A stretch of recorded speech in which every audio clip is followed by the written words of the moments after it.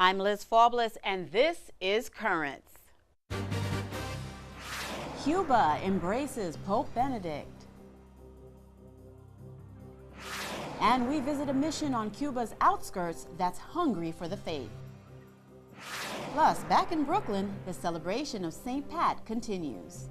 No matter what nationality, what religion you are, today you're Irish, marching down this great avenue. I gotta tell you, this is a great parade. This is probably one of the best parades in the city of New York.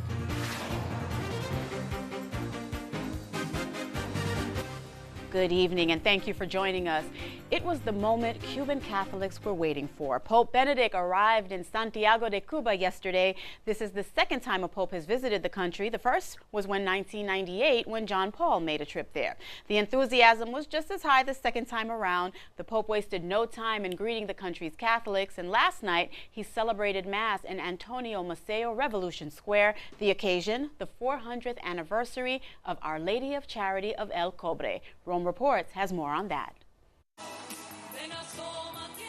The plaza of Antonio Maceo in Santiago de Cuba was decorated for the first Mass that Benedict XVI celebrated on the Caribbean island. Some 250,000 people attended in honor of the 400th anniversary of Our Lady of Charity. Among them was Cuba's president, Raúl Castro. Esta Santa Misa, que tengo la alegría de presidir por primera vez en mi visita pastoral a este país, se inserta en el contexto del año jubilar mariano, convocada para honorar y venerar a la Virgen de la Caridad del Cobre, patrona de Cuba, en el 400 aniversario del hallazgo y presencia de su venerada imagen en estas tierras benditas. The Symphony Orchestra of Santiago de Cuba sang during the Mass to Cuban rhythms. During his homily, Benedict XVI said that the Lord will bless with abundant fruit the generosity of commitment. Vale la pena, queridos hermanos, dedicar toda la vida a Cristo, crecer cada día en su amistad y sentirse llamado a anunciar la belleza y bondad de su vida a todos los hombres, nuestros hermanos. In Cuba, the average length of a marriage is 18 months. Speaking to young couples, Benedict XVI said that Cuba was in need of faithful marriages. Cuba tiene necesidad del testimonio de su fidelidad, de su unidad, de su capacidad de acoger la vida humana.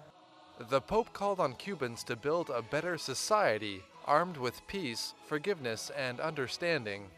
Deseo hacer un llamado para que den nuevo vigor a su fe, para que vivan de Cristo y para Cristo, y con las armas de la paz, el perdón y la comprensión, luchen para construir una sociedad abierta y renovada, una sociedad mejor, más digna del hombre, que refleje más la bondad de Dios.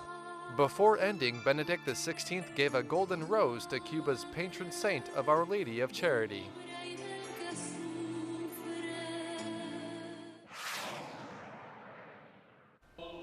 And today, the Holy Father prayed at the shrine of Our Lady of Charity of El Cobre.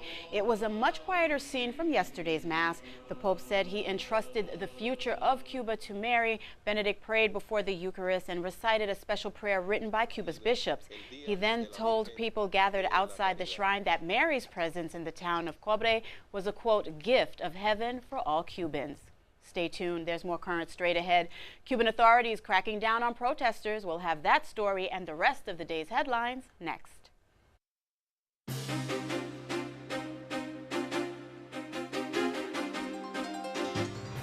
Welcome back to Currents. I'm Liz Faubles. Coming up later, Brooklyn just can't get enough of one seasonal celebration. But first, let's have a look at the rest of the day's headlines. Now, despite some relatively smooth sailing for Pope Benedict in Cuba, not all Cubans are enjoying the Holy Father's visit. The Vatican Insider website reports the Cuban government has arrested at least 50 dissidents ahead of Pope Benedict's arrival, including 22 members of the group known as the Women in White. Now, the group of protesters say that they are going to try to attend attend both papal masses in Cuba. Meanwhile, the Miami Herald reports that more than 30 of the women in white marched in Havana on Sunday ahead of the Pope's visit. The group is made up of wives and other female relatives of dissidents currently being held by the Cuban government. Pope Benedict met with Cuban President Raul Castro earlier this evening, and one Vatican official who spoke ahead of that meeting recounted the similarities with John Paul's encounter with the president when he visited Cuba back in 1998. For 18 years, Archbishop Piero Marini served as Master of Ceremonies for John Paul II. It was a job that meant being with the Pope through celebrations of Mass and following him on his travels around the world. When John Paul II would travel, he was a very calm pope. I never saw him agitated or angry. Perhaps one of the Pope's most memorable trips was when he went to the island of Cuba. There with him was Marini. He says it was a historic visit despite political differences. Putting aside the problems that existed, it was certainly an historic journey. We went through all the cities of Cuba. There were some difficulties, such as a bishop who spoke out against the government, but it was mostly to vent some frustrations, and it wasn't the right time. But overall, the trip helped the church. Marini says he perfectly remembers the trip, especially the meeting between John Paul II and President Fidel Castro. I have to say that in Cuba, where he was received with great courtesy by the authorities, including their leader, everyone in the entourage recognized and still remembers that Fidel Castro was a true caballero, as they say in Spanish, or a gentleman. Marini will not be going to Cuba for the Pope's trip from March 26th to the 28th. He says with this trip, he would like to see the Cuban authorities realize that the Church can offer help if they respect and promote the ideals they have in common, such as justice and helping the poor. And we will have more from Cuba a bit later in the show. Now from Washington, the second day of arguments before the Supreme Court. At issue, the constitutionality of President Obama's health care plan, specifically the individual mandate, which states the federal government will require Americans to purchase health insurance or pay a penalty. Now, if that mandate is kept in place, Americans will have to comply starting in 2014. The U.S. bishops supported health care reform in general, but opposed provisions to federally fund plans that include abortion coverage. The bishops have also been out front more recently in opposing a separate mandate requiring most religious organizations cover contraception, sterilization, and abortion-inducing drugs in their employee health plans. And the New York Catholic Conference has announced its opposition to a bill that would redefine cremation in the state. The measure would allow human remains to be broken down by a process known as alkaline hydrolysis. The Catholic Conference says the process does not sufficiently respect the dignity of the deceased. The Catholic Church allows cremation but does not allow the scattering or separating of those remains. A high-profile sex abuse case in the Archdiocese of Philadelphia got underway on Monday. The Archdiocese's former Secretary of Clergy accused of giving new assignments to priests who were known or suspected abusers. Another priest is accused of conspiracy and attempted rape. According to the Philadelphia Inquirer, a lawyer for that priest says the accuser has a criminal record that includes making false reports. Well, the head of the Russian Orthodox Church says an impromptu performance by a punk rock band at a cathedral was the work of the devil. 3 members of the band faced 7 years in prison for the February incident inside Moscow's Cathedral of Christ the Savior. The group was protesting Russia's upcoming presidential election. Russian Orthodox Patriarch Kirill says it breaks his heart that people would try to justify the band's actions. A kind of tyranny. That's what a Scottish archbishop is saying about calls to legalize same-sex marriage in Scotland. During his Sunday homily, Archbishop Mario Conti says the only views on the matter not being respected are religious views. Conti says changes to the law are being designed to recreate society. The Archbishop's homily came during a mass marking the 7th anniversary of Pope Benedict's election. Scottish politicians and the Apostolic Nuncio to Great Britain were in attendance. Meanwhile, the Chinese government has ordered a bishop and his chancellor to attend, quote, learning classes. Both priests are members of China's so-called underground church, which is in communion with Rome but not approved by the Chinese government. According to UCA News, the release of the two priests will depend on whether they accept the government's religious policies. Back in January, another Chinese bishop was also sent to those learning classes. A Vatican delegation investigating the beatification cause for a late Vietnamese cardinal has been denied entry into Vietnam. Cardinal Xavier Nguyen Van Thuan spent 13 years in jail, including 9 years in solitary confinement. He was arrested shortly after being named coadjutor Archbishop of Saigon in 1975. One of the priests scheduled to speak with Vatican delegation tells UCA News that the Holy See reps were denied visas by the Vietnamese government. Well, stay tuned. There is more currents ahead. Coming up, these Cubans may not have a church building, but they're close to the faith.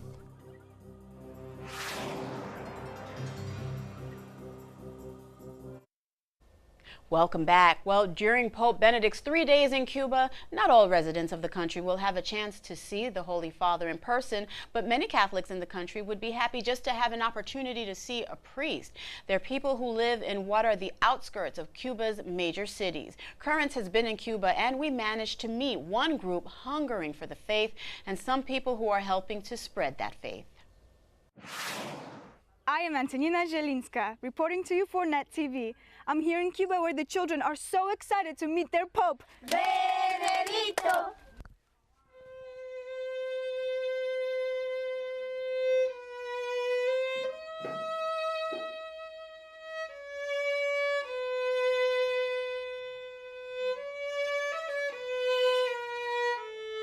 We came to this area to evangelize, to bring the good news. As Paul VI said, a promoted person is an evangelized person. The people in the outskirts of Santiago do not have a church building, and they get to see a priest 4 or 5 times a year. Therefore, it falls to missioners like Sister Nora to evangelize. She has already brought over 100 people into the faith.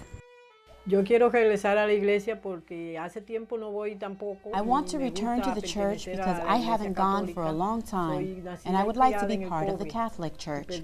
I was born and raised in Cobre. My mom always took me to the church there, and I liked going to the devotional shops there.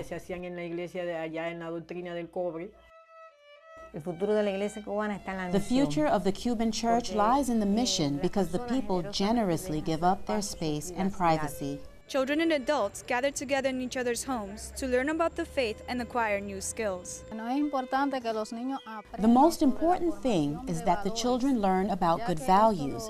It prepares them for a full life. For example, embroidery helps the girls make their own baskets and to transform the fabric they already have here. They can make the parts that are sewn or embroidered in baby things, and that could be very economical for the future mothers. And for the men, we also teach them more on how to make things. For example, we even showed them how to attach a button to a shirt. And who is the greatest promoter of all this? Who helps us succeed and allows us to build the future of the Cuban church? Our patroness, Mother and Queen, the Virgin of Caridad. She is the great advocate who brings us closer to Jesus. She brings her son to the people of Cuba. She means a lot to all the Cubans. As the mother of Christ, she is also mother to us all. The Virgin is like the great intercessor for us Cubans, meaning that when our Father does not give us permission, we ask our mother, and in the same way, we ask the Virgin. Here, the students learn a lot at the divine reading classes. When we started, I was questioning whether they would be able to learn this. Then I saw with that eagerness they listen in class. And so they learn to pray with the word of the Lord. Stay tuned, there's more currents ahead.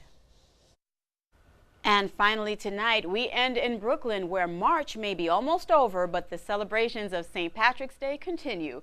This weekend, it was Bay Ridge's turn at, appropriately enough, St. Patrick's Church.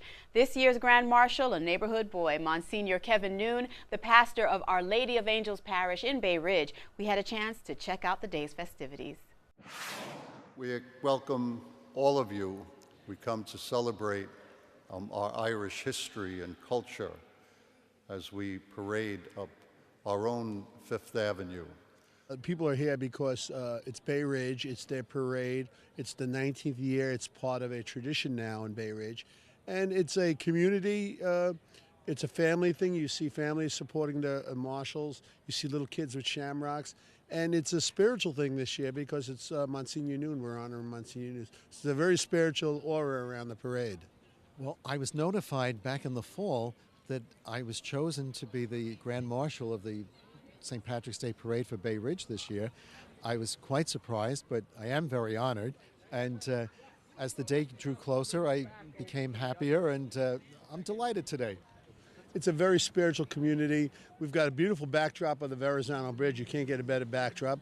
And Brooklyn is that, even though it's a big borough, it has that small town feel, and everybody loves the parade.